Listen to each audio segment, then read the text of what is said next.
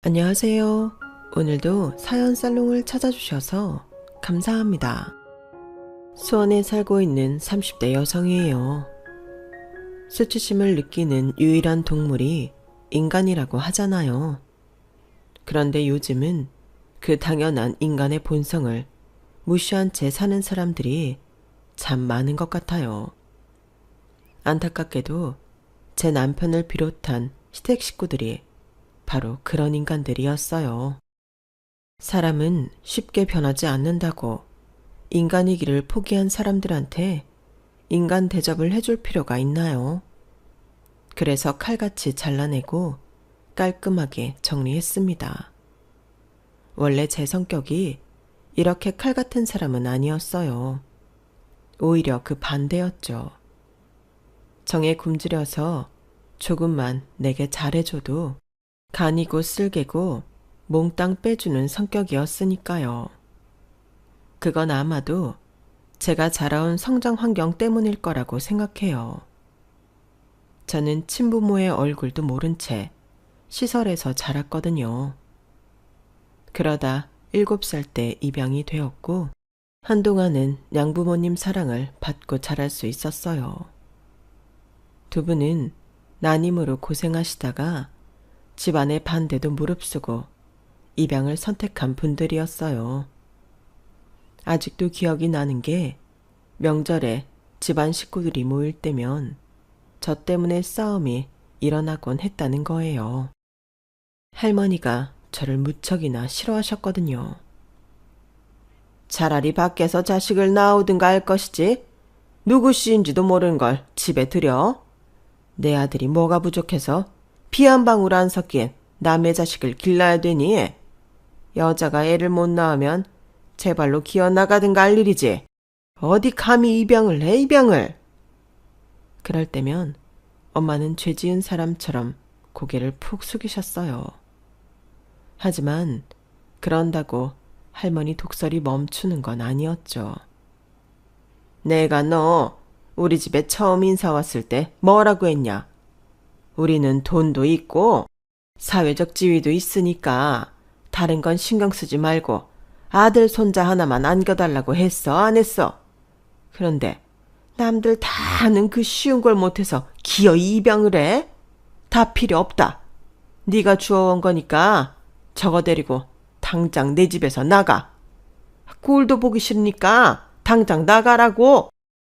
할머니의 모진 말에도 아무 말 없이 꾹 참고 있던 엄마는 결국 눈물을 흘리셨고 그 모습을 본 아빠는 할머니한테 대들었어요. 어머니, 정말 왜 이러세요? 아이 못 낳는 게 이 사람 탓 아니라는 거 어머니도 잘 아시잖아요. 병원에서 의사가 하는 말 못 들으셨어요. 이 사람도 나도 몸에 아무 이상 없다잖아요. 그런데 왜 매번 제 아내 탓을 하시냐고요. 어머니 때문에 이 사람이 얼마나 힘들어하는지 아세요? 우리 가연이는 또 어떻고요? 우리가 집에 올 때마다 자꾸 이러시면 저희 앞으로 여기 안 와요. 어머니 안 보고 살 거라고요. 그래 이놈아, 네 마음대로 해라. 애미도 버리고 형제도 버리고 잘난 네 마누라랑 고아 딸년 데리고 네 멋대로 살아봐. 아이고, 집안 꼴 잘 돌아간다. 지 부모도 버린 저 재수 없는 걸 집에 들이더니 아주 부부가 쌍으로 미쳤어. 아무리 어린 나이긴 했지만 할머니의 표독한 말에 저라고 멀쩡할 수는 없었어요. 그래서 친가에 갈 때면 나도 모르게 주눅이 들고 숨소리 내는 것조차 두려울 정도였죠. 그래도 저한테는 세상 둘도 없이 따뜻한 양부모님이 계셔서 악몽 같은 순간을 버틸 수 있었던 것 같아요. 하지만 사람 마음이 화장실 들어갈 때랑 나올 때 다르다고 철석같이 믿었던 양부모님도 얼마 지나지 않아 변해버리더라고요. 엄마가 40살 생일을 앞두고 임신을 하게 되었거든요. 처음엔 동생이 생긴다는 생각에 양부모님만큼이나 저도 신이 났었어요. 그런데 막상 엄마가 출산을 하고 나니 제 기대와는 다른 상황이 펼쳐지더라고요.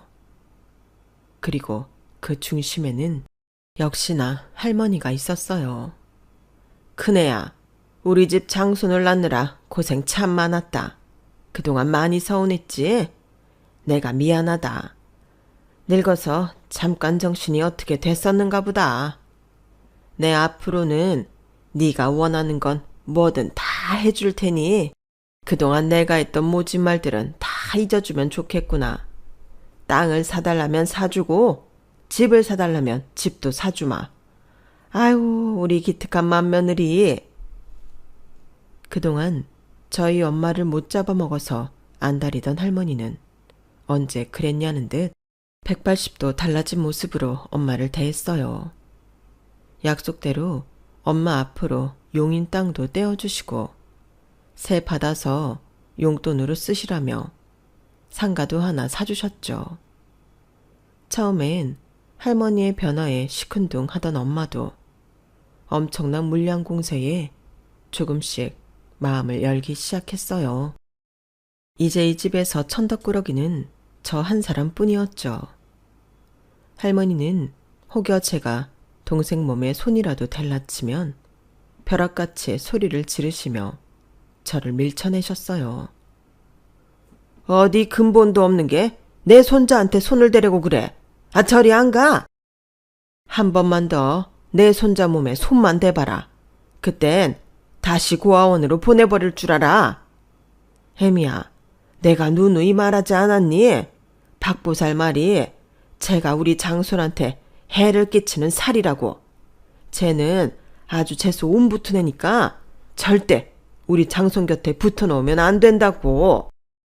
네가 사람이 좋아서 저걸 못 버리는 거 내가 모르는 바는 아니지만 너도 부모인데 일단 네 자식부터 생각을 해야 하지 않겠니? 길게 말하지 않으마. 하루속히 저거 우리 집에서 내보내라. 돈 주고 산 물건도 마음에 안 들면 환불하는데 그깟 파양이 뭐가 어렵다고 끼고 사느냐고. 너 그러다 네 아들이 잘못되기라도 하면 그땐 어쩔래? 소 잃고 외양간 고칠 생각 말고 해가 될 건 애초에 싹을 잘라버리는 게 맞아.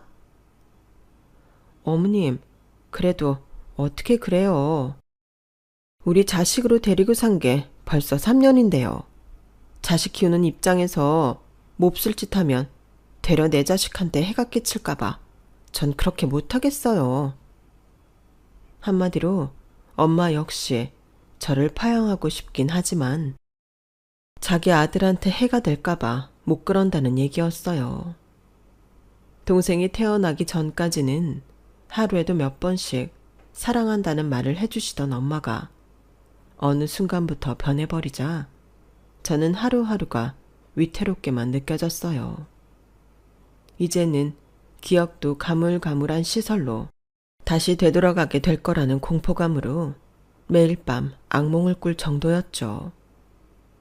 제가 파양될지 모른다는 두려움에 떨고 있는 동안 엄마는 점점 더 할머니처럼 변해갔어요. 더 이상 제게 따뜻한 눈길도 주지 않으셨고 철마다 사주시던 옷도 몇 년째 사주시지 않아서 저는 소매가 덩그러니 올라간 옷을 입고 다녀야 했어요. 거기다 동생이 태어나기 전까지는 피아노 학원도 보내주시고 발레 학원도 보내주셨었는데 언제부턴가 학원을 하나 둘 끊으시더니 제가 4학년이 되던 해엔 유일하게 하고 있던 학습지마저 끊어버리시더라고요. 제가 학교에서 늦게 와도 걱정조차 하지 않으시고 체육 시간에 넘어져서 무릎이 다 까졌는데도 다친 상처에 약을 발라주실 생각은 않고 바지 찢어먹었다고만 화만 내시더군요. 아빠는 아빠대로 퇴근해서 돌아오실 때면 현관까지 나가 인사를 하는 제겐 눈길도 안 주시고 동생 찾기에 급급했어요. 저는 더 이상 이 집에 있어서는 안 되는 존재처럼 되고 만 거죠. 그 무렵 양부모 눈밖에 난 저를 유일하게 챙겨준 건 학교 앞 떡볶이집 아주머니였어요. 아주머니는 학교를 파하고도 좀처럼 집에도 안 가고 학교 주위를 배회하는 저를 불러 컵볶이도 주시고 떡꼬치도 주시곤 했어요. 찢어진 제 가방도 손수 꿰매주기도 하셨고요. 아주머니와 친해진 이후로는 학교가 끝나면 을에 아주머니 가게에 가서 일도 도와드리고 빈 테이블에 앉아 숙제도 하곤 했어요. 그러다 제가 처한 상황도 얘기하게 되었죠. 아줌마, 어쩌면 저 앞으로 여기 못 올지 몰라요. 어제 엄마랑 아빠가 하는 얘길 몰래 들었는데 저를 다시 시설로 보내실 생각인가 봐요. 저는 재수가 없는 애라서 제 동생한테 해를 끼칠 거라고 그랬대요. 아니, 누가 그런 말도 안 되는 소리를 했대? 저희 할머니가 어디 가서 물었더니 그랬다나 봐요. 나를 내쫓지 않으면 내 동생이 크게 다칠 거라고요. 아줌마가 보기에도 제가 그렇게 재수없는 애 같아요? 제 물음에 아주머니는 아무 말도 못하고 눈물이 그렁한 눈으로 저를 바라보셨어요. 그리고는 와락 끌어안으시며 그러더군요. 세상에 재수없는 아이는 없어. 그건 다 나쁜 어른들이 자기 편하자고 멋대로 지어낸 얘기지. 아줌마 눈에는 이 세상에 가연이만큼 착하고 예쁜 아이가 없는걸. 그러니까 그런 말은 다 잊어버려.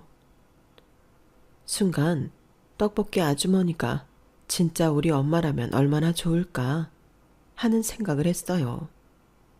아주머니 품속은 너무 따뜻하고 다정해서 떨어지고 싶지 않을 정도였거든요. 아줌마, 혹시 제가 파양돼서 시설로 가게 되면 편지해도 돼요? 저 여기 주소도 다 외우고 있거든요.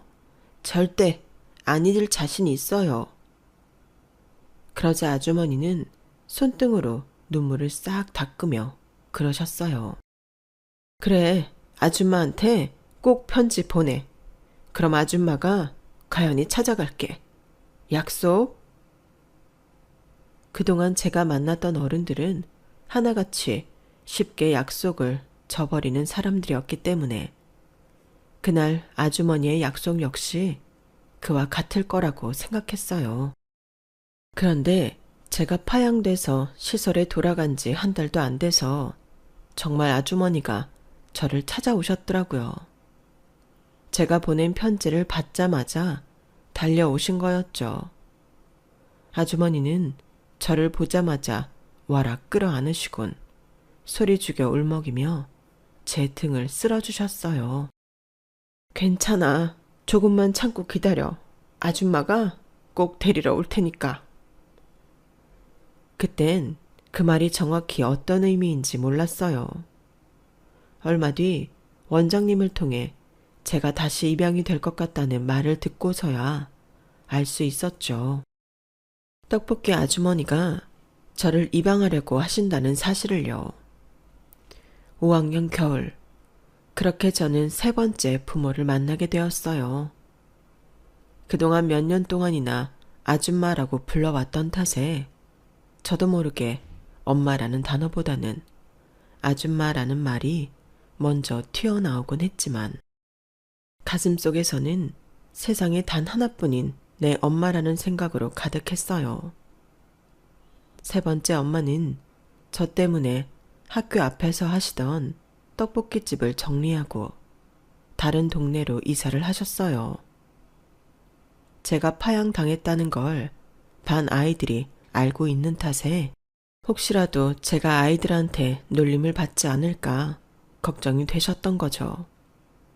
저를 생각하는 마음이 그만큼 깊은 탓이기도 했지만 엄마가 그런 결정을 쉽게 내릴 수 있었던 건 엄마 역시 저처럼 혼자였기 때문이었어요. 12년 전 교통사고로 남편과 아들을 한순간에 잃은 뒤로 엄마는 혼자 지내왔거든요. 아들이 너무 그리워서 아들이 다니던 초등학교를 찾아가곤 하다가 그 자리에 떡볶이집을 차렸던 거죠. 그렇게 시작한 떡볶이 가게는 엄마와 저를 이어준 가교가 되었고요.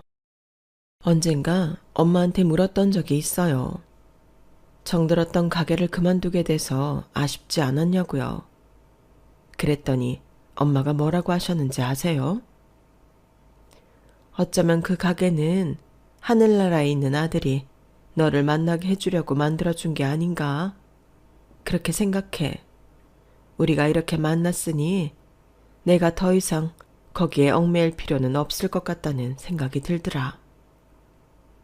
비록 우리 모녀가 피로 이어진 관계는 아니었지만 서로가 서로를 선택해서 이어진 관계니만큼 더 특별하고 간절하다는 생각이 들었어요. 2번이나 부모한테 버려진 저였지만 더는 버려질 거라는 두려움을 느끼지 않았어요. 그건 아마도 엄마가 제게 주신 충만한 사랑 때문일 거예요. 그래서 다복한 가정에서 부모님 사랑 듬뿍 받고 자란 남자를 만나 결혼을 하게 됐을 때도 조금도 주눅들지 않았어요. 제가 비록 파양의 아픔을 겪은 입양아였지만 엄마 덕분에 어디서도 기죽지 않고 당당할 수 있었거든요. 거기다 남편도 그렇고 시댁 식구들도 그렇고 입양아인 제게 무척 따뜻하게 대해주어서 어린 시절 겪었던 아픔은 다시 없을 것 같았어요. 남편은 3남매 중 장남이었는데 집안 사정이 너무 어려워서 어릴 때부터 고생을 참 많이 한 사람이었어요. 그래도 워낙 형제간의 우애도 깊고 사랑이 넘치는 부모님 덕분에 구김살 없이 잘 자란 사람이었죠. 저와는 같은 직장에 다니는 동료로 만나 몰래 연애를 시작했어요. 영업부였던 남편은 늘 저희 부서로 영수증 처리를 받으러 오곤 했었는데 그러다 담당자인 저와 친해지게 된 거죠. 영업직 특성상 잦은 외근과 거래처와의 술자리 때문에 피곤에 쩔어 있었지만 남편은 다른 직원들과 달리 늘 밝은 모습이었어요. 처음 사귀게 되었을 무렵 남편한테 그 이유를 물었더니 그러더라고요. 피곤하지. 나도 사람인데. 그래도 발로 뛰는 만큼 영업 실적도 나오고 덕분에 인센티브까지 받을 수 있으니까 기분은 좋더라고. 자기도 알다시피 우리 집 형편이 좀 그렇잖아. 내가 취직하기 전까지는 정말 하루하루가 막막했지. 그래도 지금은 내 월급으로 동생 학원비도 내주고 생활비에 도움도 줄 수 있으니까 너무 행복해. 남들보다 덜 받고 태어난 걸 야속하게 생각하지 않고 가진 거 안에서 행복을 찾으려는 남편을 보니 저도 덩달아 생각이 긍정적으로 변하는 것 같았어요. 그래서 이런 남자라면 평생을 같이 살아도 웃고 살 수 있겠다 생각했죠. 5년간의 긴 연애 기간 동안 우리는 번듯한 데이트 한번 해본 적이 없었어요. 남편은 버는 족족 가족들 건사하는 데 써야 했거든요. 가족이 얼마나 소중한 건지 누구보다 잘 아는 저로서는 그런 남편이 대견하고 좋았어요. 다만 나이가 점점 들어가자 결혼에 대한 걱정은 조금씩 되기 시작했죠.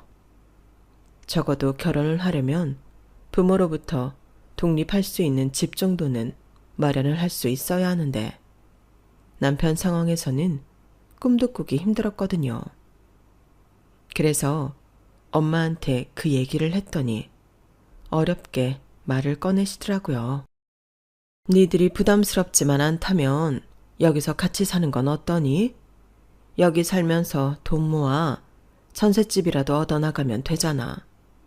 물론 그쪽 부모님들이 허락을 하신다면 말이야. 사실 남편은 돈 때문에 결혼을 미루고 있었지만 저에게도 결혼을 서두르지 않는 이유가 있었어요. 바로 엄마 때문이었죠. 제가 시집을 가고 나면 엄마 혼자 살아야 하니까요. 그런데 친정살이를 하게 되면 그 고민이 한 방에 날아가는 셈이었어요. 다만 남편이 어떻게 반응할지가 문제였죠. 그래서 남편 기분 상하지 않게 집 얘기를 꺼냈는데 의외로 남편이 흔쾌히 승낙을 하지 뭐해요. 그럼 나야 좋지. 현재로선 월세집 보증금도 마련하기 힘든 처지인데 솔직히 내 상황에 신혼집 마련해서 결혼하려면 환갑은 돼야 가능할걸. 남편은 우스갯소리로 한 말이겠지만 그렇다고 완전히 틀린 말도 아니었어요. 저희 시댁에서 돈을 벌고 있는 사람은 어머님과 제 남편뿐이었거든요. 물론 아버님도 환갑이 다 된 연세에도 쉼없이 일을 하시긴 했지만 버는 돈보다 쓰는 돈이 더 많은 분이셨어요. 좋게 말하면 정이 많으신 거고 나쁘게 말하면 오지랖이 넓은 분이셨거든요. 친구들은 물론 온 동네 사람들 경조사를 챙기는 건 물론이고 당신 집에 쌀이 떨어졌는지도 모른 채 밖에서 체면치레하느라 버는 족족 남들한테 퍼주고 다니셨어요. 그러니 어머님과 제 남편은 아버님이 가장 노릇을 하리라는 기대는 일찌감치 포기하고 살았던 거죠. 거기다 남편의 두 동생은 군 복무와 학생 신분을 못 벗어난 상태였고요. 남편은 처가살이를 반기면서도 한편으로는 걱정을 했어요. 그런데 자기 어머님이 나 때문에 불편하시지 않을까? 여자만 살던 집에 남자가 하나 들어가려면 여러모로 불편할 거 아니야. 그런 거라면 걱정 안 해도 돼. 오히려 엄마는 자기랑 같이 살게 되면 더 좋아하실걸? 지금까지 집에 남자가 없어서 불편했던 점이 한둘이 아니니까. 게다가 엄마도 자기를 아들처럼 생각하시잖아. 그때까지만 해도 제 머릿속에는 희망적인 청사진만 파노라마처럼 흘러갔어요. 엄마랑 같이 살 수 있다는 사실에 들떠서 그 외의 것들은 눈을 감아버린 거죠. 그렇게 시작된 친정살이는 결과적으로 꽤 괜찮았어요. 장모한테 애교도 부리고 살갑게 구는 남편과 그런 사위를 살뜰하게 챙기는 엄마는 마치 모자 사이처럼 보였으니까요. 특히 생활비를 많이 아낄 수 있었어요. 매달 나가는 월세도 없고 식비도 거의 들지 않았으니까요. 저희야 좋은 점 투성이지만 아무래도 엄마한테 죄송해서 다달이 얼마간의 생활비를 드렸지만 엄마는 그마저도 받지 않으셨어요. 나한테 줄 돈 아껴서 니들 집착만 하는데 보태. 여기 있는 동안 한 푼이라도 더 모아야 될 거 아니야. 어차피 우리 모녀 먹던 거에 장서방 숟가락 하나 더 올리는 거라 돈 들 것도 없어.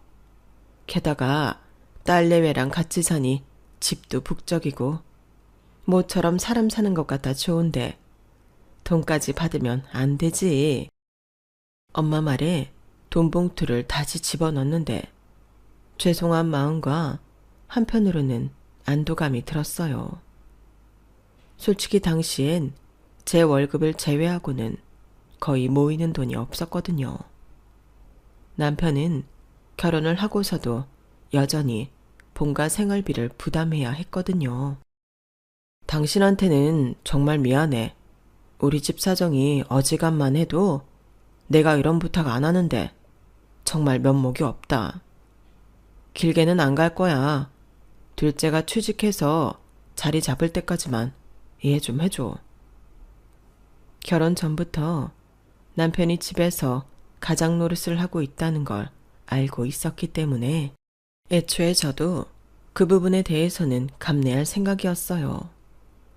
그게 나중에 어떤 결과를 낳게 될지는 꿈에도 모른 채 말이죠. 저희 시댁이 비록 형편은 어려웠지만 그래도 시부모님도 그렇고 시누이 시동생도 다들 좋은 사람들이었어요. 만약 다른 집에 시집을 갔더라면 입양아 출신이라고 눈치도 받고 무시도 당했겠지만 저희 시댁에선 그런 일은 없었거든요. 오히려 늘 제게 미안해 했어요. 특히 어머님은 저를 볼 때마다 두 손을 꼭 잡으시곤 그러셨죠.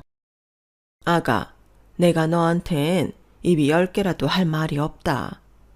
부모로서 도움을 주지는 못할 망정 아직도 아들한테 손을 내밀고 사니 며느리 앞에서 무슨 염치가 있겠어. 그런데도 싫은 내색 하나 안 하는 널 보니 어찌나 고마운지.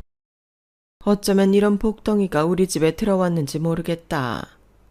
내 아들이 처복이 있어서 그런 건지 내가 며느리 복이 있어 그런 건지 아무튼 우린 네 덕에 산다. 빈말이라도 늘 제게 이런 말씀을 해주시니 저도 시댁에 더 신경을 쓰게 되더라고요. 시누이랑 시동생도 제게 얼마나 다정했는지 몰라요. 세상에 피부치 하나 없이 살던 저였기에 저에게 살가운 시댁 식구들이 남처럼 느껴지지 않았어요. 그런데 이게 다 가면극에 불과했더라고요. 결혼하고 5년이 지나도록 남들 다 가는 휴가도 포기하고 버는 족족 돈을 모은 덕에 드디어 내 집 마련을 하게 되었어요. 시동생이 제대하고 취직을 한 뒤로는 시댁에 돈을 보낼 일이 없어지자 남편 월급까지 고스란히 적금을 들 수 있어서 생각보다 집을 일찍 마련하게 된 거였죠. 물론 온전히 우리 돈만으로 해결한 건 아니고 은행 대출도 끼어 있지만요. 생각 같아선 우리도 신축 아파트로 들어가고 싶었어요. 하지만 아파트 값이 엄청 높아서 현실적으로 그건 불가능하더라고요. 그래도 30대 부부가 서울 하늘 아래 내 집을 마련했다는 게 어디예요. 게다가 우리 두 사람이 살기엔 충분히 넓은 28평대 빌라를요. 방이 3개에 화장실도 2개나 있었어요. 엄마 집에 같이 살 때는 화장실이 하나라서 출퇴근을 하는 아침 저녁으로 좀 불편했거든요. 그런데 이제는 그런 걱정 없이 부부가 하나씩 써도 되니 얼마나 좋아요. 계약을 하고 이사 들어가기 전까지 저는 하루하루가 꿈만 같아서 허공에 떠있는 기분이었어요. 퇴근해 집에 돌아오면 노트북 앞에 앉아 가구며 가전제품을 고르느라 여념이 없었죠. 이제야 진짜 신혼생활을 하게 된 것 같았어요. 하루는 그런 제 모습을 보신 엄마가 그러시더라고요. 그렇게 좋니? 얼굴에서 웃음이 떠나질 않는구나. 이렇게 좋아할 줄 알았다면 내 돈 들여서라도 진작에 니들 분가시키는 건데. 엄마가 눈치가 좀 없었지? 엄마도 참 그런 말이 어딨어. 우리가 결혼 5년 만에 집을 살 수 있었던 건 어디까지나 엄마 덕분이야. 엄마 집에 공짜로 5년간 살면서 우리가 돈을 얼마나 모았다고. 우리 집 사는데 최대 공여자는 따지고 보면 엄마라고. 그러니까 앞으로 우리 집에 올 땐 내 집에 간다 생각하고 와. 엄마 방도 하나 따로 만들어 놓을게. 그이도 그러자고 할 거야. 아소라, 5년이나 데리고 산 장모가 뭐가 반갑다고 그래. 너야 내 딸이니 모르겠지만 장서방은 그동안 얼마나 눈치 보며 살았겠니. 모처럼 니들 둘이 살게 됐으니 늦은 신혼도 마음껏 즐기고 무엇보다 이젠 제발 애 가질 생각 좀 해. 알았어. 안 그래도 집 문제만 해결되면 바로 가질 생각이었어. 사실 그동안 임신이 안 됐던 건 아니었어요. 결혼하고 몇 달 안 돼서 아이가 생겼었지만 당시 회사 일이 워낙 바빠서 그랬는지 임신 5주 차에 자연 유산이 되어버렸어요. 유산이 되고 나니 뱃속의 아이를 지키지 못했다는 생각에 많이 힘들더라고요. 하지만 직장 생활을 하는 이상 앞으로도 이 같은 일이 또다시 벌어지지 않는다는 보장이 없었기에 걱정이 되더라고요. 그래서 남편과 상의 끝에 일단 내 집 마련을 하기 전까지는 아이를 갖지 않기로 했어요. 집 문제부터 해결하고 차차 일을 줄여가며 아이를 가질 생각이었죠. 그런데 이런 계획이 한순간에 날아가 버리는 일이 벌어진 거예요. 뭐? 합가를 하자고? 우리도 이제 번듯한 집도 마련했겠다. 부모님이랑 동생들 데리고 살아야지. 나도 장모님이랑 5년이나 살았는데 설마 싫다고 하는 건 아니지? 자기 엄마 부양하는 건 당연하고 시부모 부양하는 건 싫다고 한다면 나 정말 당신한테 실망이야. 뭐 당신이 그럴 사람이 아니라는 건 잘 알지만. 남편의 그 말에 저는 말문이 막혀버렸어요. 여기서 내가 싫다고 한다면 저는 이기적인 사람이 되는 거니까요. 남편은 이미 오래전부터 준비해왔던 사람처럼 자신의 계획을 술술 내뱉었어요.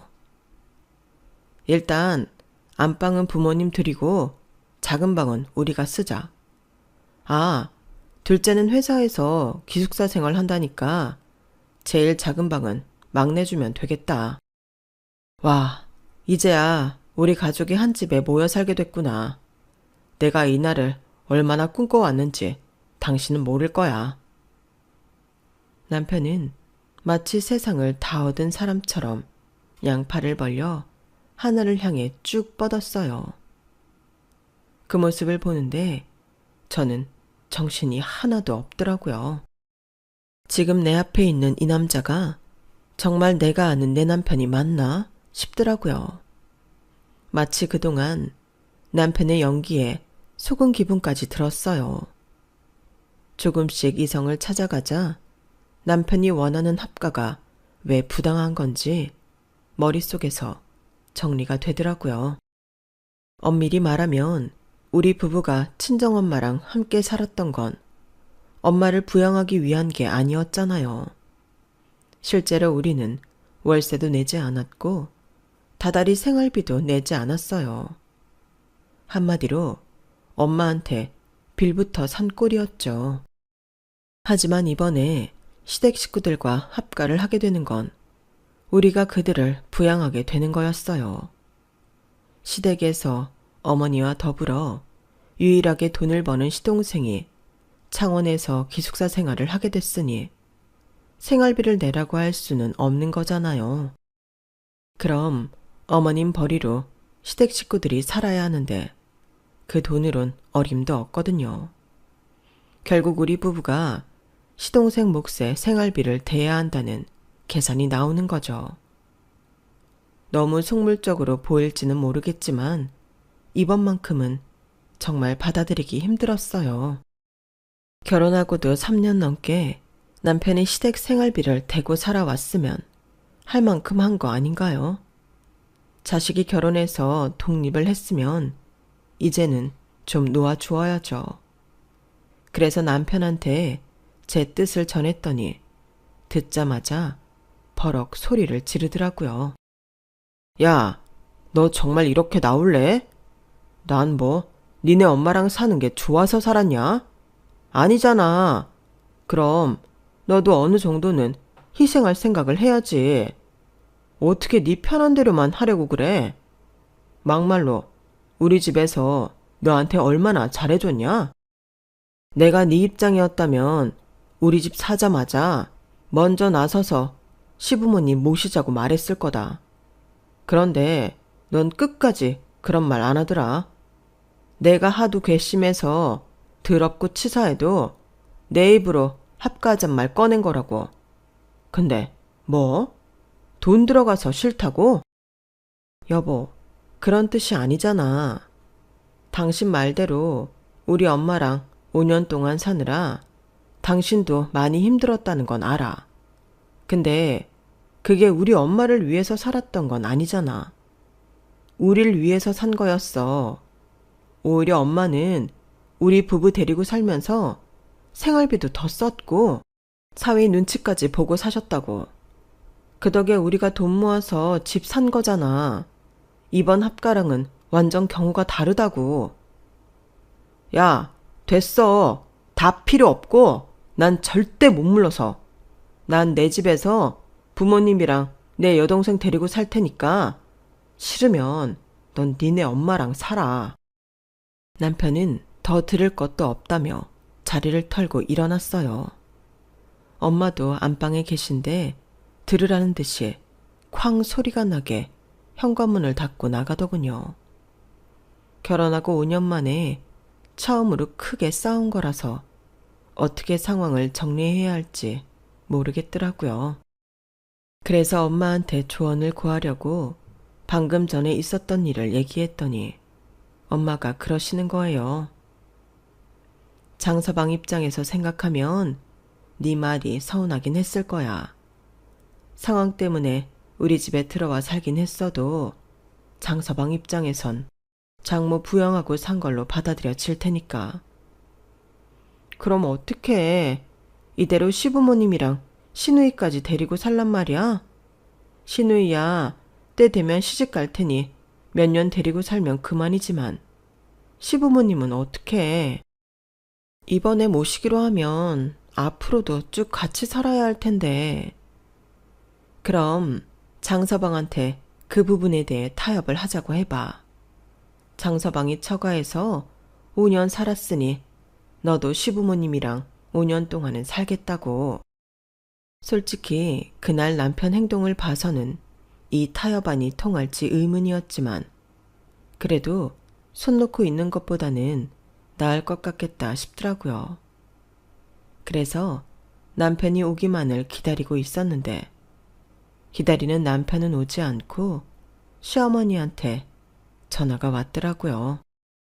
어머님은 잔뜩 화가 난 목소리로 다짜고짜 소리부터 질렀어요. 야, 너 아주 웃기는 애들아. 방금 우리 아들한테 얘기 들었다. 네가 합가는 안 된다고 난리 쳤다며? 네가 뭔데 된다 안 된다 소리를 해? 우리가 니네 집에 들어가 사는 거니? 내 아들 집에 들어가 살겠다는데 네가 무슨 권리로 그 난리냐고. 네가 부모 없이 고아원에서 자라 근본 없이 구는 모양인데 난 지금까지 자식 셋을 키우면서 그렇게 안 가르쳤다. 부모가 있고 자식이 있는 거지. 자식 있고 부모 있는 거니? 내 자식들은 부모 알기를 하늘같이 아는 애들이야.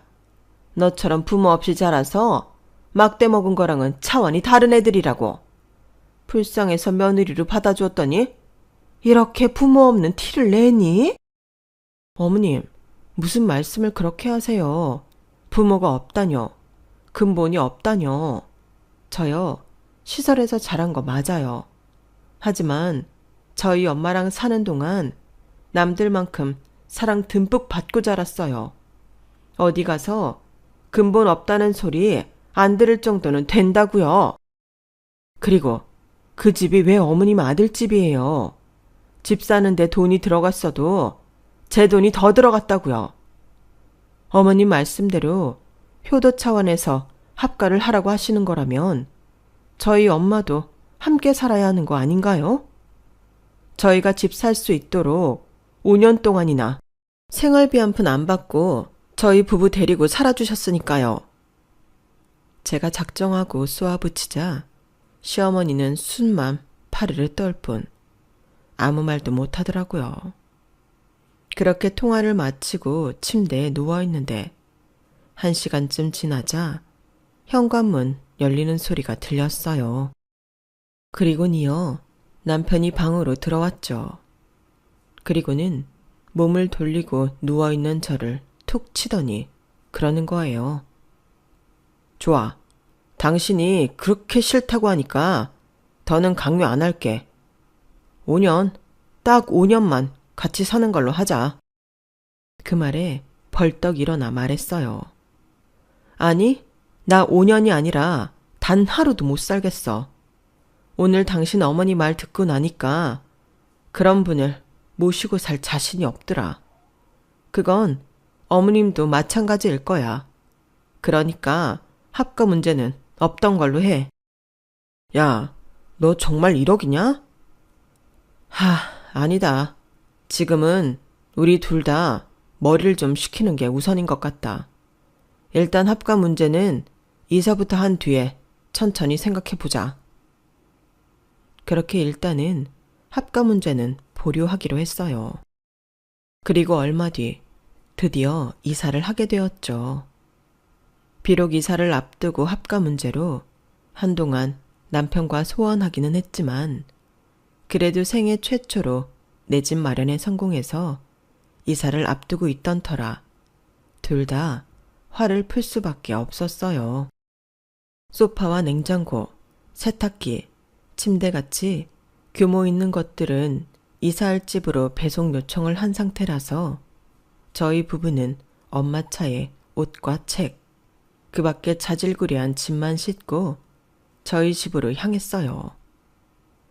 그렇게 집 근처까지 왔는데 골목 안에 이삿짐 센터차가 주차돼 있는 거예요. 저희 빌라에 누가 이사를 들어오는 모양이더라고요. 그래서 일단 짐부터 내려놓고 옮기기로 했어요. 이삿짐 트럭이 저희 집 주차장을 막고 있어서 엄마 차를 세워둘 곳이 없었거든요. 엄마는 근처에 주차할 곳을 찾아보시겠다며 차를 끌고 가셨고요. 그렇게 남편과 둘이 짐을 옮기는데 글쎄 저희 집 현관문이 열려있지 뭐예요. 그러자 남편이 화색을 띠며 집 안으로 달려 들어가더라고요. 뭐야? 벌써 도착한 거야? 앞에 세워둔 이삿짐 차로 온 거였구나. 난 또 같은 빌라에 누가 이사 오나 했네. 엄마, 안방은 엄마랑 아빠가 써.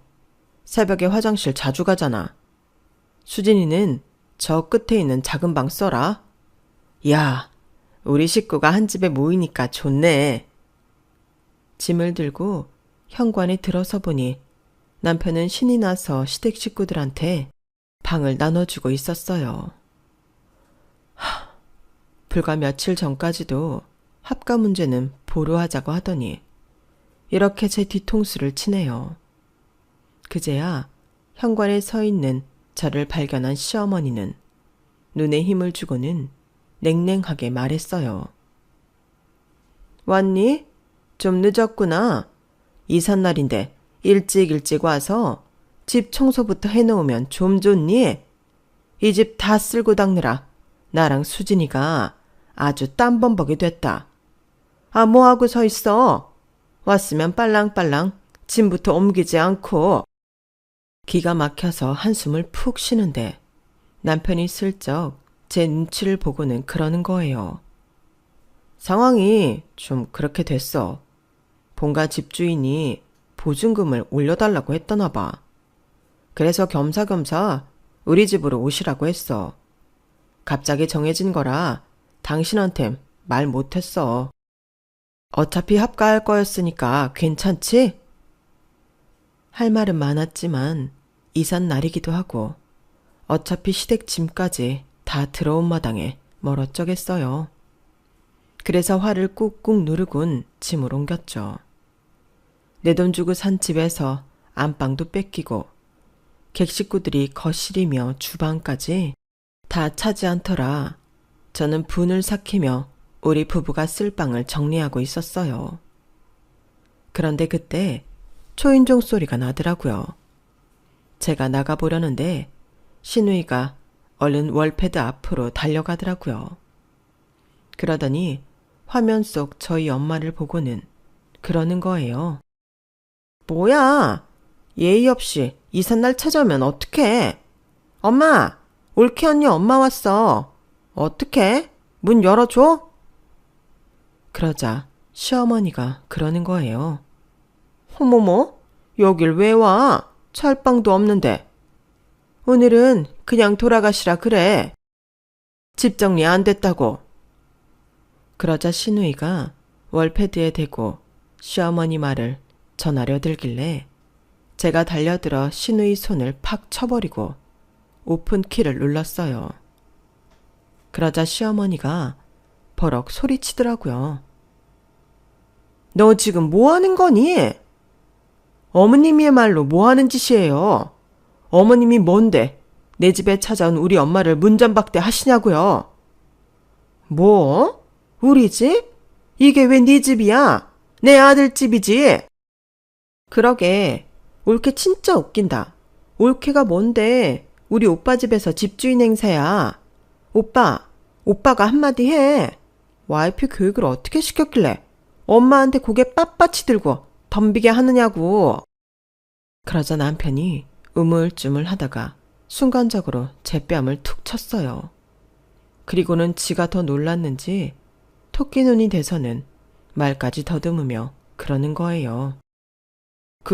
그러게 누가 버릇없이 굴래? 어디서 감히 우리 엄마한테 대들어. 며느리면 알아서 기어야지. 그때였어요. 현관에 서 계시던 엄마가 들고 있던 김치통을 그대로 제 남편 얼굴에 뿌려버리셨죠. 그 바람에 놀란 남편과 시댁 식구들의 비명소리가 이어졌어요. 그 와중에도 저희 엄마는 눈 하나 깜빡 안 하시곤 제 남편 멱살을 주셨죠. 이 썩을 놈의 새끼가 어디서 내 딸을 건드려? 빌어먹을 놈을 먹여주고 재워줬더니 은혜도 모르고 이따위로 굴어? 너 이 자식, 당장 내 딸한테 사과해. 당장 사과하라고. 그러자 시어머니가 달려들어 저희 엄마 머리채를 잡았어요. 이놈의 옆에 내가 미쳤나? 어디서 내 아들한테 지랄이야? 내 오늘 이 옆에 내 가만 안 둘 줄 알아. 시어머니는 저희 엄마 머리채를 잡고 흔들며 악을 써댔어요. 그래서 제가 달려들어 시어머니를 밀쳐냈어요. 그만하세요. 그 손 놓으시라고요. 제 완력에 시어머니는 결국 손에 쥔 저희 엄마 머리카락을 놓았어요. 그리고는 분하다는 듯 씩씩거리더라고요. 이 와중에도 남편은 상황을 중재할 생각은 않고 씩씩거리며 저희 엄마를 노려보더라고요. 당신 뭐하고 서 있어? 그 꼴로 우리 엄마 노려보면 뭘 어쩔 건데? 왜? 김치 싸대기 맞은 게 그렇게 억울해? 그러게, 애초에 왜 이 집에 당신 식구들을 멋대로 들인 건데?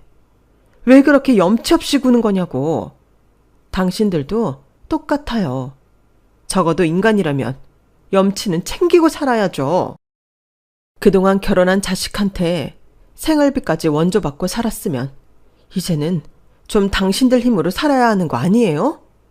무슨 낯짝으로 이 집에 살겠다고 개떼처럼 달려드는 거냐고요. 왜요? 또 이 집에 당신 아들 집이란 소리 하려고요? 웃기지 마세요. 이 집 사는데 당신 아들 돈은 고작 3천 들어갔어요. 은행 융자 빼고 2억 5천 들어간 집에 당신 아들 돈은 꼴랑 그거밖에 안 들어갔다고요. 나머지는 다 내 돈이랑 우리 엄마가 대준 돈인데 이게 어떻게 당신 아들 집이냐고요. 그뿐인가요? 지난 5년 동안 당신 아들은 우리 엄마 집에서 돈 한 푼 안 내고 무의도식했어요.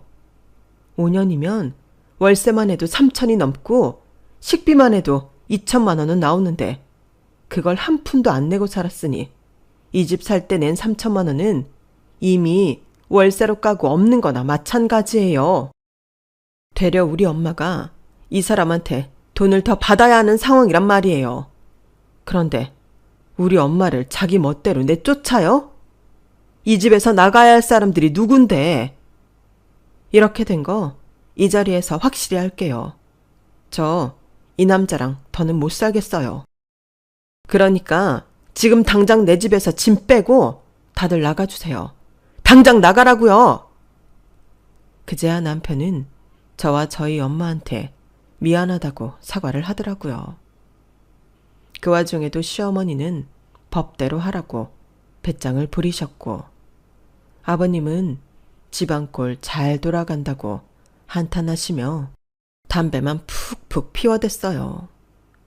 결국 경찰까지 출동해 상황을 정리하게 되었어요. 끝까지 법대로 하라며 거실에 대자로 누워 시위를 하던 시어머니는 경찰 손에 끌려 나가셨고, 시아버지는 짐을 싣고 왔던 이삿짐 트럭에 다시 짐을 실어 담고는 어디론가 가셨어요. 남편은 남편대로 여동생과 함께 시어머니가 끌려간 파출소로 달려갔고요. 아수라장이던 집에는 저와 엄마만 남아서 바닥에 말라붙은 김치 국물과 찢기고 깨진 살림들을 정리했어요. 모녀가 머리는 산발이 된 채 청소를 하고 있으려니 웃음이 나더라고요. 제가 남편한테 뺨을 맞던 순간 이성을 잃고 사위한테 김치를 내던지던 엄마가 떠올랐거든요. 엄마, 그렇다고 사람한테 김치를 던지면 어떡해. 웃겨서 죽는 줄 알았잖아. 아, 오죽하면 내가 그랬겠니. 그놈이 너한테 손대는데 순간 눈이 휙 뒤집어져서는 나도 모르게 그랬지 뭐. 아우, 맛이 들어서 지금 먹기 딱 좋은 김치였는데 아까워서 어째. 근데 정말 이혼할 거니? 학과 문제로 그이랑 싸우면서 어느 정도 마음먹고 있었어. 끝낼 용기가 안 나서 속에만 담고 있었는데 오늘 엄마가 보여준 김치 싸대기에 용기가 확 나더라고. 사람은 고쳐 쓰는 거 아니라고. 오래 살아봐야 오늘 같은 일만 반복될 뿐이야. 결심 섰을 때 끊어내는 게 맞는 것 같아. 결국 그렇게 우리 부부는 결혼 5년 만에 이혼을 하게 되었어요. 결혼할 때 남편은 재산 분할을 해야 한다며 집의 반은 자기 소유라고 우겨댔지만 제가 변호사를 대동하고 찾아가자 더는 고집을 안 부리더라고요. 자기도 여기저기에 이혼 상담을 해보고 받아낼 게 없다는 걸 알고 있었던 거죠. 저는 현재 제 소유의 이 집에서 엄마와 둘이 살고 있어요. 엄마가 살던 집은 오래돼서 낡은 데다 재개발 소식이 있어서 집값이 많이 올랐길래 팔고 저희 집으로 옮긴 거였죠. 오랜만에 엄마 무릎을 베고 누워 TV를 보고 있자니 세상 그렇게 편할 수가 없는 거예요. 내가 뭐하러 그 고생을 하고 결혼 지옥 속에서 살았나 싶을 정도로요. 그래서 앞으로는 엄마와 단 둘이 인생을 즐기며 재미있게 살아보려 합니다. 지금까지 제 사연을 들어주셔서 감사합니다. 마음을 둘 수 있는 가족이 있다는 건